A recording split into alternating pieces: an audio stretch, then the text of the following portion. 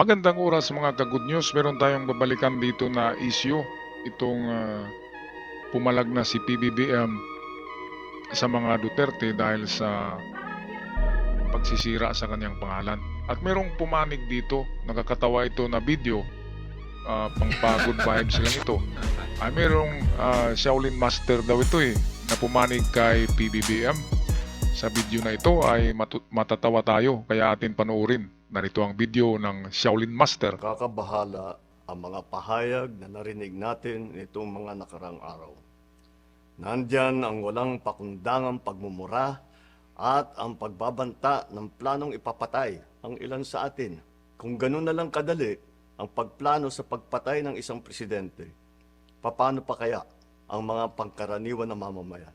Yung ganyang kriminal na pagtatangka ay hindi dapat pinapalampas. Yan ay aking papalagan. As a democratic country, we need to uphold the rule of law. Ito yung talagang hindi kasi pumapatol to si PBBM sa mga ganyang walang kakwenta-kwentang mga patutsada sa kanya, mga pinupukol sa kanya na kung ano-ano. Kahit nga ako, kung akong pagsabihan na drug addict ako, makatikim talaga. Pero sa kanya, pinagmumura na siya . Yung si Harry Roque, gumagawa ng party, tapos nagbibideo na nag-cocaine daw si PBBM. Pero ngayon, natuklasan na actor lang pala yung kinuha nila na look-alike at inedit sa AI apps. Pero natuklasan na hindi original . Kaya piki. O ngayon, itong mga DDS hindi pa rin naniniwala na piki yung video at palagi pa rin nagsasabi na bangag. Kung mayroon man bangag ay yung gumagamit ng droga na fentanyl na galing sa China. Sino ba ang gumagamit niyan? Yung matandang hukluban. Gumagamit yun ng fentanyl, sabi ni PBBM. Kaya kung ano-ano na lang pumasok sa imahinasyon ng mag-amang yan. Nako. Yung isa nga ay yung anak, sabi siya yung presidente sa impyerno. Ay yung isa naman ay kung presidente, ano bang mas mataas sa presidente? Grabe no. Kaya ito, balikan natin ang video. Ito yung Shaolin Master sa kanan. Mamaya magsalita yan. Ako, bilang pinuno ng Executive Department at lahat ng mga nanunungkulan sa pamahalaan ay may sinumpaang tungkulin na tutup din at pangangalagaan ang konstitusyon at ang ating mga batas. Kaya hindi tama ang pagpigil sa mga halal ng bayan sa paghahanap ng katotohanan. Hindi na sanang hahantong sa ganitong drama kung sasakodin lamang ang mga lehitimong katanungan sa Senado at sa House of Representatives. Ang katotohanan ay hindi dapat itokhang. Tapos na sana ang usapang ito kung tuto pa rin lamang ang sinumpaang panata na bilang lingkod bayan ay magsabi ng totoo at hindi hahadlangan. Imbis na diretsahang sagot, nililihis pa sa kwentong chicheria. Sandali lang. Ano ba yung, balikan natin yung kwentong chicheria. Nililihis pa sa kwentong chicheria. Itong kwentong chicheria na ito, meron kasing mga nagpirma ng mga dokumento ni BP Sara na ang mga apelido ay Piatos. Yung isa ay Nuba. Yung isa ay basta tatlong chichirya na brand ng chichirya ang mga apelyido. Napakawalang utak naman ang gumawa niya, no? Kasi kung may utak, bakit gagamitin nila ang mahalata yan Kaya nga nahalata kasi walang apelyidong Piatos. Kaya tuloy sa Kongreso sa investigasyon ay nalaman, hinahanap ngayon kung sino ba yung Piatos na yan, kung meron ba yan sa yung ating ahensya ng records ng mga pangalan. Wala Walang matagpo ang Piatos, lalo na yung Nuba at meron pang isang chichirya. Kaya ito nag-react si Shaolin Master. Ito nakakatawa. Nag-react siya sa mga Piatos na yan, sa mga chichirya. Ito atin balikan ng video. Mergles Piatos ay napuna rin ng mga kongresista ang iba pang kadudang pangalan tulad ng Fernando Tempura, Carlos Miguel Oishi, at Raimundo Nova. Ay, naku. Ito pala yung mga sinusumit yung mga pangalan ng mga tao ni Vice President Sara Duterte. Ayan. Puro pamilya pala to ng mga Chichiria. Ay, naku. Balikan nga natin ng video. Nakakatawa tong si Shaolin Master. Pamilya ng chichirya lahat Sa mga tauhan daw yan ng Vice President. Nang hanapin yung mga tao ay walang sumipot. Kaya ang mga pangalan na yan ay imbento lang talaga. Ngayon, kung sino man ang nag-imbento ng mga pangalan na yan at gumawa ng mga papeles na pinirmahan yung budget, kung paano daw ginastos yun, ayun yung mga pumirma. Mga Piatos, Nova, Oishi.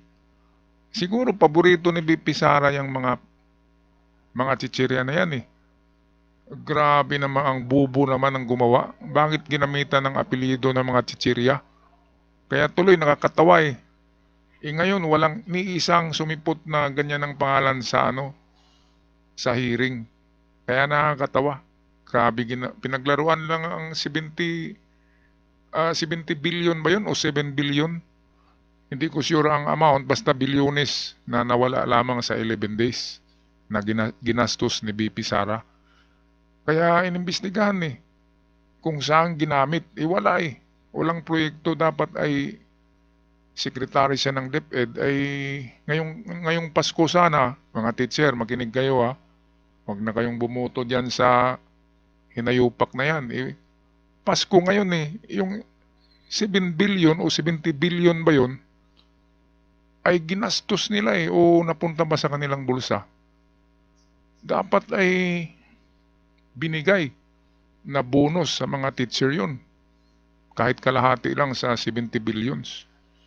Okay, balik tayo kay Shaolin Master.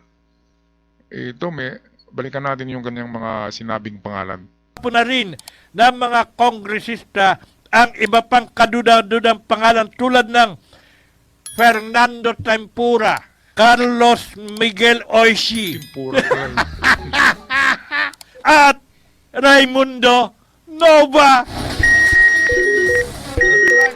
Ito pala yung mga sinusumit yung mga pangalan ng mga tao Meron pa Mary Grace Piatos. ni Vice President Sara Duterte. Puro pamilya pala to ng mga Chichiria.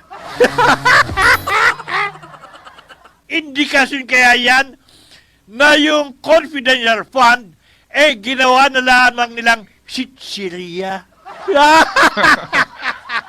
Ayan Matindi. Fernando Tempura, Carlos Miguel Oishi. Ayan, so yan yung nakakatawa Shaolin Master Nakakatawa yung kanyang binanggit na ginawang chichirya yung OBP budget na 70 billion, correct me if I'm wrong, or 7 billion ba yun. Ginawang pang snack, ibig sabihin, hinati-hati yun.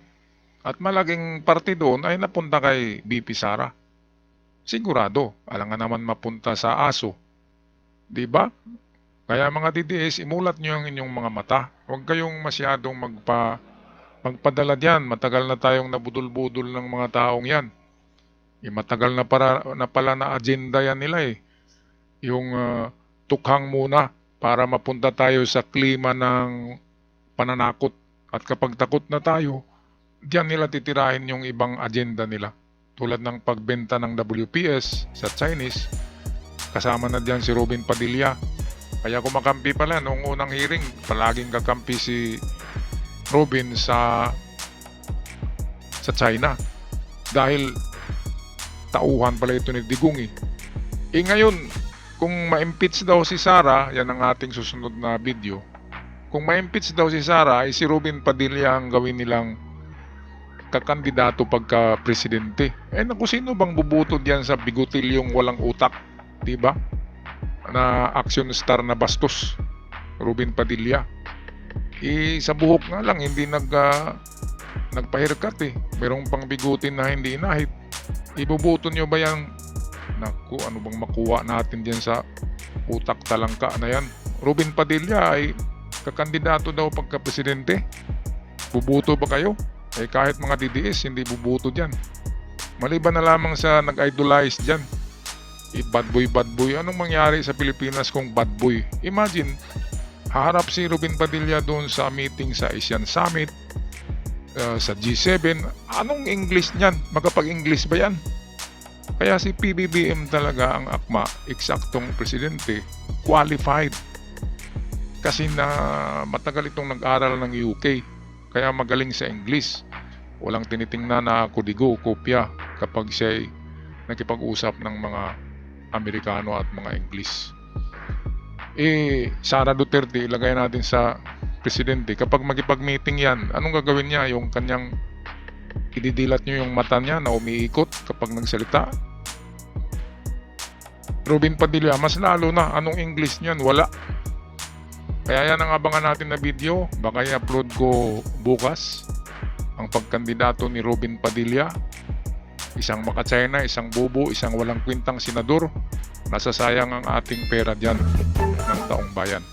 At hanggang sa muli, ako'y magpaalam na kudos to the Master Shaolin sa kanyang nakakatawang video. Hanggang sa muli, God bless the Philippines. Yung confidential fund, ginawa na lamang nilang Sicilia.